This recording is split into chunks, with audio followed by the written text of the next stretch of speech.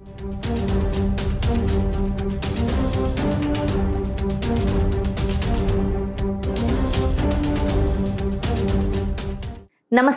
ఉత్తరాంధ్రలోని రాజులకోటలో ఉన్న నియోజకవర్గం గజపతి నగరం.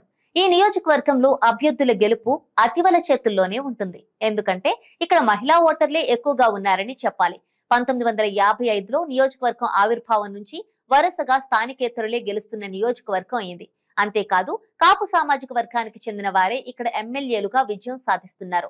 గజపతి నగరం నుంచి తొలి ఎమ్మెల్యేగా సోషలిస్టు పార్టీ నుంచి విజయనగరం పూసపాటి రాజు వంశీయులు, విజయనగరం సంస్థానాధీశుడు పివిజి రాజు భార్య కుసుమ గజపతిరాజు ఎన్నికయ్యారు.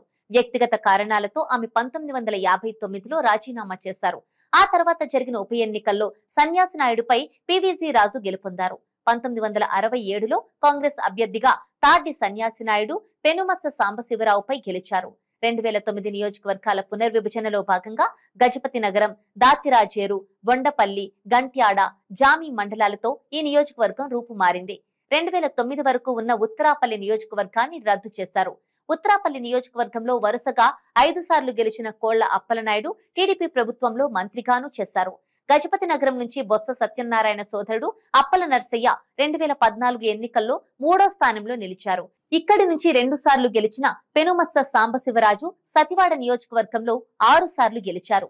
3 సార్లు ఎమ్మెల్యేగా గెలిచిన పడాల అరుణ చంద్రబాబు ప్రభుత్వంలో మంత్రిగా పనిచేశారు. ఇలా ఈ నియోజకవర్గంలో గెలిచిన అనేక మందికి మంత్రి పదవి దక్కిందనే చెప్పాలి. గజపతి నగరం నియోజకవర్గంలో 1955 నుంచి ఇప్పటి వరకు 15 సార్లు ఎన్నికలు జరిగాయి. అందులో కాంగ్రెస్ 5 సార్లు, టీడీపీ 4 సార్లు, ప్రజా సోషలిస్టు పార్టీ 2 సార్లు, జనతా పార్టీ 1 సారి, 2 సార్లు స్వతంత్ర అభ్యర్థులు నెగ్గారు. 1983 నుంచి ఇక్కడ టీడీపీ, కాంగ్రెస్ మధ్య ప్రధానంగా పోరు నడిచింది. 2014 ఎన్నికల్లో ఆ ఫైట్ టీడీపీ వైసీపీగా మారింది. ఆ ఎన్నికల్లో రాష్ట్ర వ్యాప్తంగా డిపాజిట్లు కోల్పోయిన కాంగ్రెస్ ఈ జిల్లాలో మాత్రం బొత్స కుటుంబ సభ్యులు పోటీ చేసిన నియోజకవర్గాల్లో డిపాజిట్ దక్కించుకుంది. 2009లో కాంగ్రెస్ నుంచి గెలిచిన బొత్స అప్పల నర్సయ్య 2014 ఎన్నికల్లో 3వ స్థానంలో నిలిచారు. 2014 ఎన్నికల తర్వాత బొత్స కుటుంబం పూర్తిగా వైసీపీలోకి మారింది.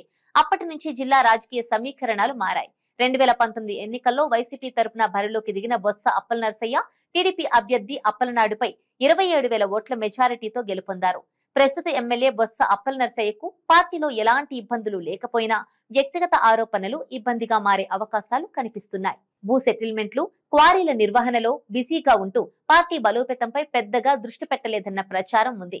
నియోజకవర్గంలో ఒక్క అభివృద్ధి పని కూడా జరగలేదన్న విమర్శలు అనేకమున్నాయి. వచ్చే ఎన్నికల్లో అవి అప్పల నర్సయ్యను ఇబ్బంది పెట్టే అవకాశం ఉంది. మరోవైపు గజపతి నగరంలో టీడీపీ 2 వర్గాలుగా విడిపోయింది. పార్టీ ఇన్ఛార్జ్ కేఏ నాయుడు ఇష్టారాజ్యంగా వ్యవహరిస్తున్నారనే ఆరోపణలు ఉన్నాయి. అశోక్ గజపతిరాజుతో కానీ, అధిష్టానంతో కానీ ఆయన అసలు టచ్ లోకి ఉండరని టీడీపీ నేతలు గుసగుసలాడుతూ ఉంటారు. For more interesting updates, do like, share and subscribe to Volga News.